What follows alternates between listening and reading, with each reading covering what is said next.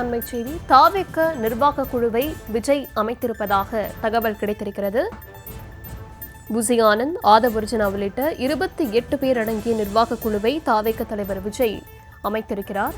Arunraj, CTR Nirmalkumar, Rajmohan, Vijayalakshmi ஆகியோர் இந்த குழுவில் இடம்பெற்றிருப்பதாகவும் தகவல் கிடைத்திருக்கிறது. விவரங்களை தர இருக்கிறார் செய்தியாளர் ஜெரி. விவரங்களை வழங்கலாம். வணக்கம். தமிழக வெற்றி கழக தலைவர் விஜய் தாவேகவினுடைய அன்றாட பணிகளையும் செயல்பாடுகளையும் ஒருங்கிணைக்க புதிய நிர்வாக குழு பொறுப்பாளர்களை அறிவித்திருக்கிறார்.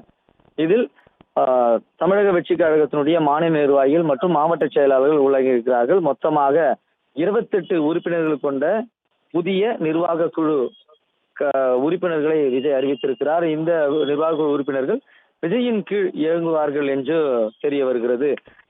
தமிழக வெற்றி கழகம் கரூர் துயர சம்பவத்திற்கு பிறகு எந்த மக்கள் பிரச்சனைகளுக்கும் அறிக்கை வாயிலாகவோ அல்லது மேடைகளிலோ குரல் கொடுக்கவில்லை. எந்த மக்களுடைய அன்றாட பிரச்சனைகளுக்கும் குரல் கொடுக்காத சூழலில் தான் தற்பொழுது அடுத்த கட்ட பணிகளை தொடங்குவதற்காக நிர்வாக குழுவை அறிவித்திருக்கிறார் விஜய். அதாவது தமிழக வெற்றி கழகத்தின் பிரச்சாரத்தின் போது உயிரிழந்த கரூர் மக்களை அதாவது உயிரிழந்த பாதிக்கப்பட்ட குடும்பங்களை சந்திக்கும் வரை எந்த முழுநேர அரசியலில் ஈடுபட மாட்டோம் என்று தமிழக வெற்றி கழகத்தினர் தெரிவித்திருக்கக்கூடிய சூழலில் தான் தற்பொழுது அடுத்த கட்ட நடவடிக்கைகளை எடுப்பதற்காகவும் உட்கட்டமைப்புகளை பலப்படுத்துவதற்காகவும் இந்த குழுவை நியமித்திருக்கிறார் தமிழக வெற்றி கழக தலைவர் விஜய்.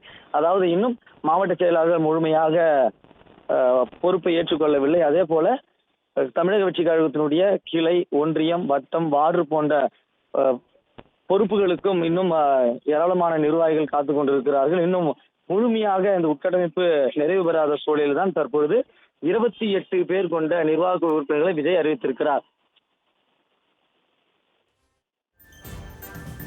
விவரங்களுக்கு நன்றி.